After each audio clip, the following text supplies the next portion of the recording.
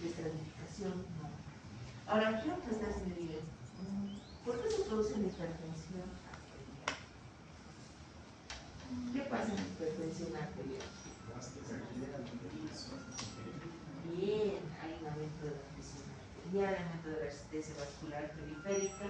¿Qué más? Hay un aumento del gasto cardíaco, mi corazón trabaja, aumento del trabajo cardíaco. ¿Qué más? Retención de líquidos.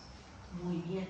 El aumento y la retención de líquidos me va a producir un aumento de bulimia. El aumento de bulimia me da como resultado un aumento de la precarga, un aumento también de la poscarga y se intensifica con la vasoconstricción. Pero ¿quién es el desencadenante? ¿Qué sucede en la hipertensión arterial? A un inicio es cuando, por ejemplo, se da la hipertensión arterial, nosotros tenemos los vasoreceptores. Generalmente los vasoreceptores miden el grado, por ejemplo, de presencia de sodio, y cuando existe una baja, por ejemplo, bajo sodio a nivel del sistema nervioso, a nivel de la parte periférica, manda una señal al cerebro, y lo que el cerebro hace es producir una vasoconstricción como respuesta y un aumento, una retención, como dice su compañera, de líquido a nivel de los riñoncitos. Y esto lo logra mediante tanto la vasoconstricción y la retención de líquidos y de sodio, lo hace mediante la liberación, obviamente a nivel del sistema, a nivel del sistema renal, de la liberación de ¿qué? De la renina. La renina, ¿por quién es liberada, chicos? Célula yuxtaglomerular. Muy bien. ¿Qué receptores tenemos a nivel de las células yuxtaglomerulares? No olviden que les dije, los vasoreceptores detectan poco sodio a nivel de torrente sanguíneo, mandan una señal al cerebro y el cerebro tiene que responder a ese bajo sodio a nivel de plasma. ¿Qué hace? ¿Simpático o parasimpático? ¿Parasimpático? ¿Qué? ¿Parasimpático? ¿No? Sí, simpático entonces. Es una descarga de catecolamina, de noradrenalina. ¿Y dónde va a ir? A los receptores beta 1 de las células yuxtaglomerulares y va a liberar una gran cantidad de ¿qué? Renina. La renina va a ir a nivel del hígado y se va a convertir en angiotensina 1. Esta angiotensina 1 va a ir a nivel de lo que es la enzima convertidora de angiotensinas. Y muy bien, tenemos a nivel de los vasos sanguíneos el ECA, pero a nivel pulmonar, a nivel pulmonar, el ECA predomina más que a nivel periférico. Y es ahí un lugar donde se va a dar la conversión específicamente de una gran cantidad de angiotensina 1 ¿en qué? En angiotensina 2. Se dice que han hecho un estudio, por ejemplo, del retrospectivo de pacientes que han administrado, por ejemplo, las descargas de vasoconstricción a nivel de los vasos sanguíneos producidos por la angiotensina 2 y por la noradrenalina, y ha dado como resultado que la angiotensina 2 supera en efecto vasoconstricción a la noradrenalina. Entonces es mucho más potente. Tenemos receptores de angiotensina 2 no solamente a nivel de la glándula suprarrenal, ¿no? Sino ¿dónde más?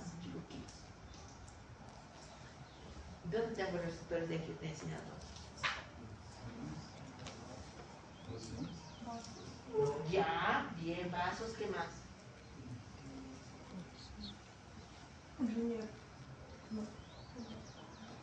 Sí, pero ¿dónde?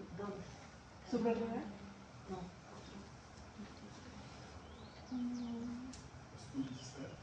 También su protector cardiogénico. A receptores de angiotensina 2, cuando se libera angiotensina 2 también va a ir a no solamente va a ir a la glándula suprarrenal. Cuando la angiotensina 2 va a la glándula suprarrenal, ¿qué libera? Bien, aldosterona. ¿Y la aldosterona qué hace? A nivel del túbulo contorneo distal. La angiotensina 2 también va a nivel del hipófisis. ¿Y qué libera? La ADH. ¿Y qué es la ADH? Antidiurética. Hormona antidiurética. Y la aldosterona y la ADH a nivel renal, ¿qué van a hacer? Absorción de sodio, agua. ¿Y la ADH? Agua. ¿Y qué te da como resultado? Aumento de bulimia. Y esto, y la angiotensina no solamente va a ir a producir la liberación de la hormona antidiurética, la liberación de la aldosterona, sino que va a producir vasoconstricción periférica sostenida, más marcada que tu propia noradrenalina. Es increíble. Va a ir a tu corazón y te lo va a producir un daño muscular. Entonces, la angiotensina es la causante finalmente para que se desencadene aún más la actividad simpática, se produzca la liberación de aldosterona, se produzca lo que va a ser la liberación de la hormona antidiurética y, por lo tanto, me va a dar como resultado, obviamente, la manifestación de una presión arterial. Ahora, en cuanto a nuestros grupos farmacológicos de los fármacos antihipertensivos, por ejemplo, están los IECAS, los IOS, los IECAS y los ARA. Es uno de los principales grupos que llevan, los que llevan muy bien práctica, los que no, tranquilos. ¿Qué hacen los IECAS? El primer grupo. Los IECAS lo que van a hacer es simplemente inhibir esta enzima que se encuentra en los pulmoncitos, inhiben a la enzima convertidora de angiotensina. Entonces, si muy bien tu renina va a ser liberada por tus células glomerulares, va a ir al hígado y se va a convertir en angiotensina 1. Sí, se va a convertir en angiotensina 1, pero cuando va a llegar a nivel pulmonar, los fármacos, los inhibidores de enzima convertidora de angiotensina inhiben esto. Entonces, por lo tanto, no van a convertirse en qué. Entonces, si no hay angiotensina 2, ¿ustedes creen que va a liberar aldosterona? ¿Se va a liberar ADH? ¿Va a producir vasoconstricción? ¿Va a haber aún más desterro de catecolaminas a nivel simpático? No. Entonces, este es el causante. Entonces, acá ya estamos inhibiendo la conversión a la angiotensina 2. No se da. Ahora, los ARA. Los ARA son bloqueadores de angiotensina 2. Es decir, no van a actuar a nivel de la enzima. Se va a producir la angiotensina 1, se va a convertir en angiotensina 2 y lo único que va a ir a los receptores de cada lugar a inhibir la acción de la angiotensina. No van a permitir que la angiotensina se una a nivel del receptor de la glándula suprarrenal para que libere el aldosterona. Va a inhibir lo que va a ser la salida de ADH, va a inhibir la vasoconstricción, va a disminuir lo que va a ser, inhibe la liberación de catecolaminas a nivel del sistema nervioso central. Entonces, mi pregunta es, ¿perdón? Sí, no permite que se una su receptor. Ahora mi pregunta es, para ustedes con esta explicación, ¿es lógico dar un IECA con un ARA juntamente? No. ¿Por qué? Porque si tú vas a dar un IECA, digamos, vas a dar un fármaco IECA, el que tú quieras, va a inhibir a la enzima convertidora de angiotensina. Al inhibir ya no se va a transformar en angiotensina 2. Si tú vas a dar conjuntamente un ARA, cualquiera de los ARA, ¿qué va a ir a bloquear? Si no existe la conversión de angiotensina 2. Estuviéramos solamente al paciente saturando el medicamento. Prácticamente es por eso que cuando nosotros iniciamos tratamiento, se da cualquiera de los dos, un IECA o un ARA, pero jamás los dos porque tienen un mecanismo de acción muy diferente, pero que te da como resultado, si bien el IECA, no se produce Si en caso de un IECA y un ARA, ya que va a haber saturación de medicación, ¿habrá un efecto? Nada, porque ¿con qué va a competir la angiotensina, tu ARA, si no hay angiotensina 2? No digo que estuvieras nomás saturando esa tu hígado para que lo elimine ese medicamento, no me tanto. Estuviera saturando porque ambos utilizan citocromo-P, 450 y específicamente CYP3A4. Estuviera saturando nomás la enzima. Eso sería lo único normal. No vas a ver un efecto porque si das un IECA no hay angiotensina 2. Entonces el ARA no tendría con quién competir. Eso es lo malo. A veces existen esos sesgos, ¿no? En cuanto a los diuréticos, va a ir netamente a actuar acá. a nivel de nuestro organismo, ¿no? ¿Para qué? Para inhibir que no se absorba una gran cantidad de sodio y de agua. Entonces lo que hace es disminuir la bulimia. Entonces a eso van los diuréticos. Los diuréticos tenemos diferentes tipos de diuréticos. Los diacídicos, los de asa y los de espironolacto, o ahorradores, también conocidos como ahorradores de potasio. ¿Cuál es el denominador de todos estos? Que no absorban sodio y que no retengan. Son diuréticos, eliminan lo que va a hacer ese exceso de sodio, lo que es el agua, y por lo tanto disminuyen la bulimia. Sabemos que la bulimia es lo que me va a empeorar inclusive el trabajo del corazón. A eso vamos, ¿no? En cuanto a lo que va a ser los alfa-antagonistas, los alfa-antagonistas, ¿dónde van a tener su acción? Exacto, porque los receptores alfa-1 son los que predominan mayormente en los vasos. Ellos no van a ir a actuar a nivel del riñón, no van a ir a actuar a nivel de dieta, tampoco, no, ellos no. Ellos van a ir netamente aquí. Van a bloquear los receptores alfa-1 y le va a dar como resultado que una vasodilatación. Ahora, eso es a nivel local, a nivel de los receptores de los vasos sanguíneos y también de las venas. Pero también existen antihipertensivos que son bloqueadores, o sea, vasodilatadores, pero de acción central. Es decir, que más bien ir a actuar a nivel local, que va a ser los vasos, va a ir a actuar a nivel del sistema nervioso central para producir vasodilatación o venodilatación, ¿no? Y en cuanto a lo que va a ser los beta-antagonistas también están dentro del grupo de los antihipertensivos, lo hemos visto, ¿no? Lo único que van a hacer es disminuir el trabajo cardíaco, producir dilatación, porque eso es lo que hacen los receptores betados a nivel de los vasos sanguíneos, también producen dilatación, ¿no? Y sobre todo van a inhibir los receptores beta-1 para que no liberen ¿qué? Renina. Ahí estamos con los grupos farmacológicos explicados en estos dibujitos, ¿no?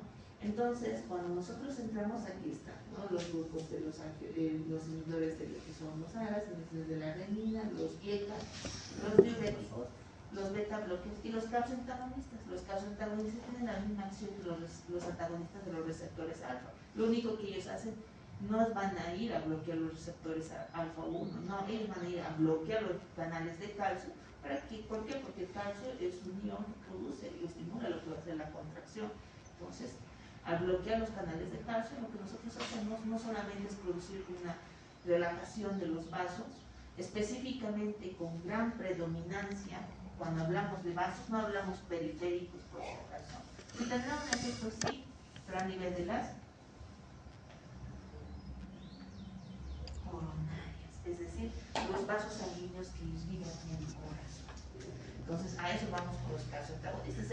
Aman las coronarias, siempre se van a acordar. Casos antagonistas son los que van netamente a nivel de los vasos sanguíneos del corazoncito, los que irrigan. Perfecto. Los alfa bloqueadores, ahí están periféricos. Y empecemos con. Y aquí está un poco más bonito, más estructurado de los vasodilatadores arteriales y venosos. Está bonito, lo mismo que hemos explicado aquí. Ahí está, lo he colocado en estas diapositivas que están bonitas. Si quieren, ahí lo pueden colocar sus fármacos, dependiendo a ustedes cómo estudien. Entonces, pasemos a lo que va a ser el primer tipo farmacológico, que son los viejos. ¿Cuál va a ser entonces el mecanismo de acción de enalapril, captopril y sinopril? ¿Cuál va a ser el mecanismo de acción según el dibujito? Inhibe enzima convertidora de angiotensina. Así de simple. Eso es lo único que hace este grupo farmacológico. Inhibir esta enzima. Al inhibir esta enzima, no permitimos que la angiotensina 1 se convierta en ¿qué? Que este es realmente el que es bien dañino, el que me lo arruina todo. Entonces, lo único que es inhibir lo que es la enzima convertidora de angiotensina, ¿no? Entonces, son fármacos que son los primeros de uso farmacológico dentro de lo que es nuestro esquema de tratamiento. Sí, son netamente selectivos, es lo primero que nosotros tenemos que administrar. no para inhibir lo que va a hacer específicamente la angiotensina 2, ¿no? También tiene cierto control para la liberación de la renina, pero no es tan marcado, ¿no? Netamente podemos dar ahí antagonistas de cosas. Entonces nunca se olvide, ¿no?, que al inhibir lo que va a ser los IECAS, la enzima convertidora de angiotensina, evitamos la conversión a angiotensina 2, pero hay algo muy importante. Cuando nosotros damos IECAS positivos, usualmente tenemos lo que va a ser la enzima convertidora, estimula lo que son, por ejemplo, que se inhiban de manera total lo que es la producción de prostaglandinas y prostaciclinas a nivel generalmente de la mucosa esofágica. Y cuando nosotros inhibimos el IECA, esta enzima que bloquea lo que son específicamente la bradicina a nivel esofágico, no hay nadie que impida la exacerbación de la producción de las percininas. Entonces, al bloquearlo, estos se producen en gran cantidad a nivel generalmente, específicamente de la mucosa esofágica, y que me da como resultado o desencadena lo que es una tos, pero una tos de tipo seca, no productiva, o sea, no produce lo que es, por ejemplo, moco. No es una tos seca. El paciente siempre se va a estar quejando por el aumento de las concentraciones exacerbadas hasta de bradicinina, ¿no? La tos. Entonces, eso es lo único malo, que al inhibir la enzima convertidora quitamos ese efecto que tiene sobre la producción o la limitación de la liberación de bradicininas y de prostaglandinas. De ahí, obviamente, si vamos a bloquear la conversión a angiotensina, no va a liberar aldosterona. Entonces, por lo tanto, si no hay aldosterona, no retiene lo que va a ser sodio a nivel renal, ¿no? En cuanto a la farmacocinética, tendríamos que describir cada uno de estos fármacos, sí, pero ¿qué es lo que resalto? Este es un cuadrito de lo que es, por ejemplo, del monoranquima, está bien bonito sacado, ¿no? Y los más utilizados, por ejemplo, está el captopril, en el enalapril, que es las primeras opciones que nosotros tomamos. ¿Qué es lo malo del enalapril? La tos seca, ¿no? Sí tiene una potente acción sobre la inhibición del IECA. Pacientes que toman lo que va a ser siempre van a estar tosiendo, específicamente se exacerba por las mañanas, por las madrugadas, es usual, ¿ya? En cuanto a lo que va a ser el lisinopril, se considera también como segunda opción en pacientes generalmente adolescentes. Va muy bien, no tiene ese efecto tan marcado como, por ejemplo, en el enalapril, la tos seca. Es muy leve, a diferencia del enalapril. Por eso siempre los cardiólogos prefieren el lisinopril en pacientes generalmente adolescentes, ¿no? Va muy bien para su control. Luego el ramipril, que actualmente, antes, bueno, que estemos en esta crisis, ¿no?, llegaba ramipril es muy bueno, es una de las primeras opciones antes que el enalapril. En las privadas utilizamos el ramipril, pero ¿qué ha pasado con todo esto de la caída de nuestra economía y de la parte de la política?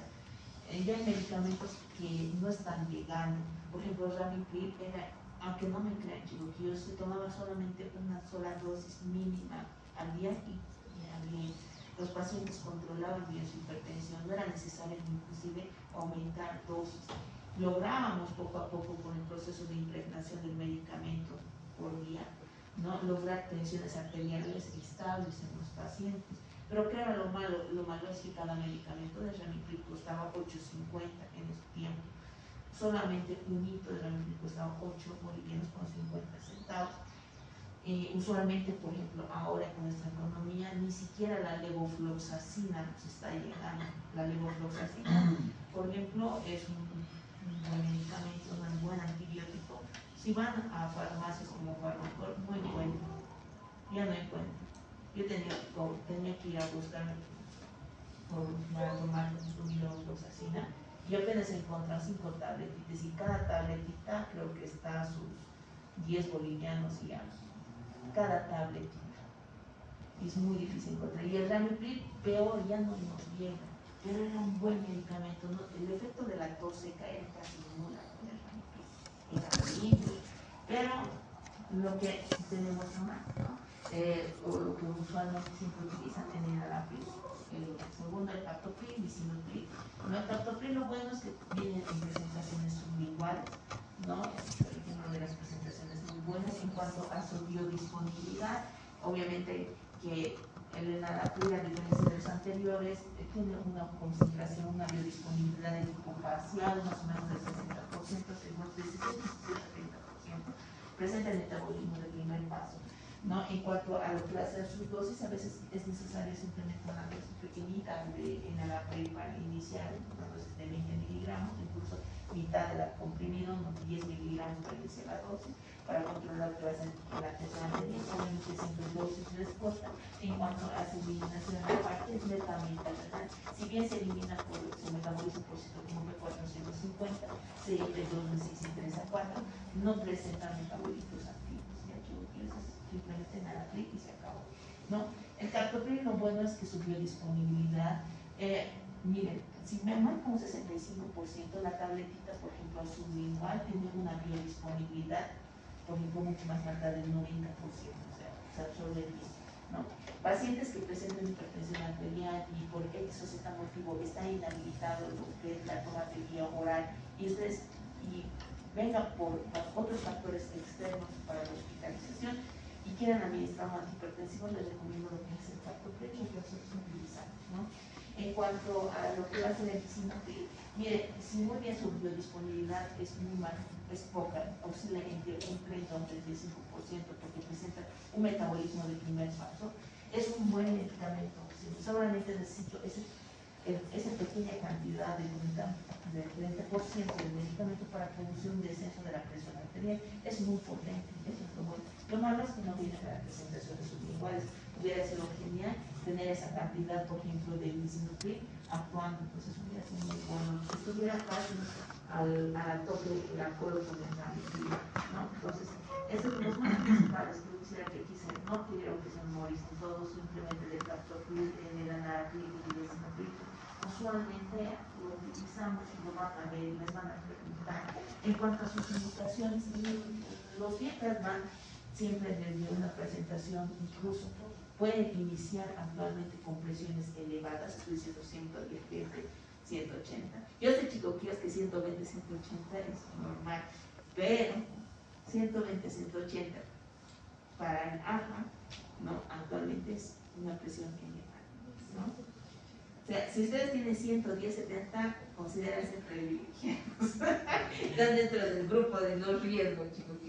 Los que estamos 120, 80, hay que empezar con nuestro tratamiento de dieta, nuestra disminución, nuestra dieta y usualmente administran enalapril.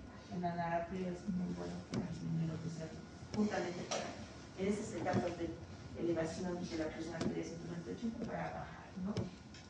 ¿Se puede utilizar en pacientes diabéticos con hipertensión arterial? Sí, pero no se recomienda. Específicamente los ARAS2 están netamente indicados para pacientes con diabetes mellitus, ¿no? Nefropatías diabéticas, es el medicamento netamente exclusivo para la administración. En cuanto puedes administrar justamente si el paciente tiene insuficiencia cardíaca descompensada, sí puedes iniciar. No son como los beta-blockers que me van a aún más deprimir el corazón, no. Puedes utilizarlo, ¿no? En este caso, si tu paciente tiene insuficiencia cardíaca descompensada, está intubado, o por X o Z motivo presenta sonrita nasogástrica, no tiene que consumir líquidos externos porque está encharcado, pueden utilizar un factor igual para bajar su presión arterial y tranquilos. En cuanto a su efecto adverso, obviamente, no va a haber siempre una taquicardia refleja si la hipotensión es marcada, pero no es mucho la taquicardia refleja. Disausia también puede haber, y la granulocitosis pancitopénica. ¿Qué pasa? Había, por ejemplo, casos donde había pacientes que han generado lo que es la granulocitosis, ¿no? Por la presencia de la enalapril específicamente. Pero si nosotros vemos estudios retrospectivos, solamente mencionan, por ejemplo, de todos los casos que han sido, digamos, de un grupo de estudios de 10.000 pacientes, solamente un 5% han presentado lo que es esta granulocitosis, ¿no? Obviamente no así tan marcada, sí, pero siempre hay una gran susceptibilidad de que si tu paciente empieza a presentar una disminución de la inmunidad, hay que parar y hay que cambiar por otro medicamento, puede ser los ARAS2, ¿no? En cuanto al dolor abdominal, es muy poco, está relacionado con las náuseas y vómitos por hipersensibilidad. Y en cuanto a la falla renal, si muy bien hay otros mejores medicamentos. Si el paciente tiene insuficiencia renal, le limitaremos el uso de los dietas, porque si se han dado cuenta, la mayoría de los dietas tienen una eliminación netamente renal. Entonces, ¿qué podemos hacer? Lo único, producir un efecto acumulativo de la dosis de estos medicamentos y pues no nos conviene porque vamos a ver una hipotensión marcada que nos va a ayudar al paciente. Entonces, eso no es bueno. Entonces, si tu paciente tiene insuficiencia renal y hay un efecto claramente de creatinina está bajo, y sabes que todos los dietas se eliminan por vía renal, entonces es preferible cambiar otro tipo de medicamento. Por ejemplo, los ARAS son mucho mejores para este tipo de pacientes con falla renal o nefropatía diabética. Puede presentar, sí, angioedema, sí, porque producen, por ejemplo, en el caso, pueden producir una clínica vasodilatación por hipotensión y pues, se extravasa, ¿no?, lo que es el líquido a nivel de los tejidos y llega a producir totalmente contraindicado en el embarazo esta categoría. O sea, no prohibido, ¿no? Se ha visto pacientes que han generado lo que es en algunos casos lo que es el oligodramios, y también en algunos casos se ha visto que han desarrollado justo en etapas formativas el paladar hendido, pero ha sido muy poco, siempre es teratogénico. Totalmente obviemos el uso en pacientes embarazadas. Por ejemplo, ¿qué antihipertensivos podemos dar en el embarazo? Hay pacientes que desencadenan hipertensión por el embarazo, nosotros conocemos como cáncer, ¿no? Entonces, ¿en qué situaciones nosotros damos antihipertensivos? De acción central, es decir, medicamentos que no van a afectar al feto, que van a ir directamente al sistema nervioso central de la mamá para producir una disminución de la presión arterial. Eso se requiere en este tipo de pacientitis. En cambio, los dietas guiadas, o específicamente los dietas que estamos tocando este tema, puede ir así para nosotros, son pacientes que no presentan un estado de gestación, pueden tomar tranquilos esos medicamentos. Si tienen sospechas de embarazo, dejen de consumir medicamentos y hasta descartar, ¿no? Altamente teratogénico para el efecto. En cuanto a lo que hace la estenosis arterial, si muy bien tiene un defecto, por ejemplo, cuando se da de golpe o un dosis elevada, lo que va a ser el enalapril, y es la primera vez que está consumiendo, y es el enalapril, lo que ustedes quieran. Si tú le das una dosis muy elevada y es la primera vez que está entrando en contacto la dosis del antihipertensivo con el paciente, a veces tiene un cierto reflejo de vasoconstricción a nivel de la arteriola eferente, en lo que va a ser el vaso a nivel de la parte arterial. Entonces puede producir un daño a nivel de renal, sí, se ha visto, ¿no? Pero ojo, eso no se ve tan marcado en los ARAS. Más bien los ARAS van muy bien para esto. En cuanto a las dosificaciones, va muy bien aquí. No estoy dando aquí una dosis, por ejemplo, del captopril, simplemente marca una dosis estándar de 25. Por ejemplo, en la enalapril también no lo estoy dando como una dosis mínima y una dosis máxima, simplemente una dosis estándar para iniciar de 5 miligramos, lo que puedes ir sumando como dosis respuesta, ¿no? Nunca se olviden, siempre el captopril, el enalapril y sildenafil, ¿no? Ramipril, muy bueno, pero actualmente descontrolado. Miren, el ramipril simplemente 1.25 miligramos yo necesitaba para producir un descenso de la presión arterial. Interesante, ¿no? En cuanto a lo que va a ser los diuréticos, si no llegan los diuréticos, es un gran grupo.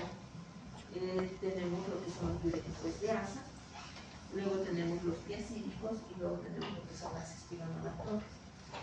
En la parte de los diuréticos de ASA, ¿cómo digo? Este es el minutito estrella protagonizador de nuestra clase. Tíos, ¿dónde actúan los que han pasado miopráctica? ¿Dónde actúan los fármacos de ASA? Bien, a nivel descendente o ascendente. Ascendente. ¿Qué encontramos a nivel de este tubo? Si nosotros tomamos desde el descendente y el ascendente, nosotros hacemos aquí un zoom y nos vemos con este hipótesis. Fisiológicamente, todavía no tomemos en consideración lo que es la fluorescencia. Fisiológicamente, ¿cómo absorbe en esta parte de tu riñoncito el líquido? Fisiología renal. ¿Quién se acuerda?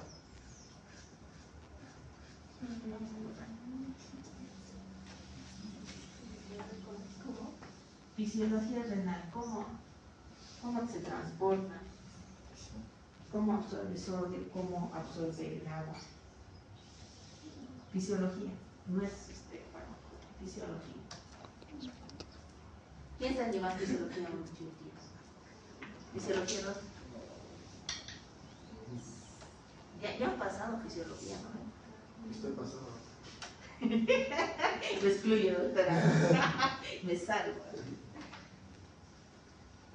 Fisiología. ¿Cómo absorbe tu cuerpo sodio? ¿Cómo retiene agua? Acá, por ejemplo, la ADH no actúa. La ADH actúa tubo colector. La ADH acá no.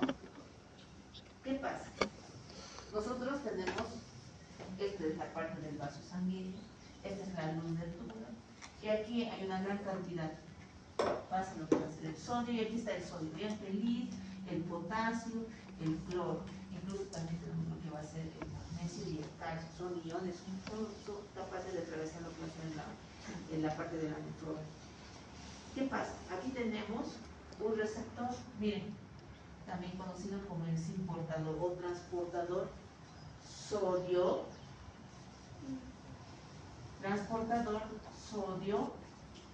potasio y cloro. ¿Qué pasa? Llegan justamente a esta parte ascendente, el sodio, el potasio y el cloro, que son dos cloros, se encuentran con este transportador y empieza a jalar esos tres iones.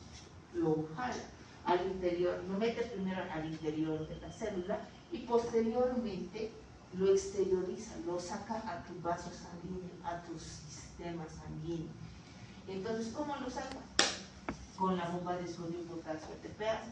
Si muy bien el sodio ha entrado aquí adentro, actúa a nivel de esta bomba, saca el sodio y mete el potasio al interior de la célula. ¿Y qué pasa aquí con el sodio? Dentro del torrente sanguíneo aumenta, baja. Segundo, el cloro. Entra el cloro y tiene su receptor específico. Lo único que hace es salir a tu torrente sanguíneo. El cloro y el sodio, ¿qué forman? ¿Qué es? Y aquí nosotros tenemos acuaporinas, que son receptores de acuaporina. Es decir, las acuaporinas permiten el paso desde la luz tubular hacia el interior de tu vaso sanguíneo de agua. Y el agua va a fluir conforme a quién? Al cloruro de sodio que está ingresando. Más sodio y más cloro atrapa de la luz del túbulo hacia el interior, mayor agua va a andar. Entonces, ¿qué tenemos aquí? Sal y gran cantidad de agua. ¿Qué me da como resultado? Aumento de la hemoglobinas, aumento de la precarga, aumento de la postcarga, aumento del trabajo. El potasio, si muy bien se ha acumulado aquí, miren, potasio, sal, se acabó. El potasio siempre va a salir, eso pónganse en la mente. Segundo, el calcio y el magnesio, lo único que hacen siempre es difundirse a nivel transmembrana. ¿Para qué? Para llegar a nivel de vaso sanguíneo. Eso es lo fisiológico que hace tu cuerpo. Así es como a nivel del asa retiene sodio, retiene cloro y retiene agua. Ahora, ¿qué pasa con la furosemida, con el ácido tancrínico, que también está dentro de este grupo? Dale. ¿Y es hora? ¿Qué hora? Ya pasó. Ya, hagan lista.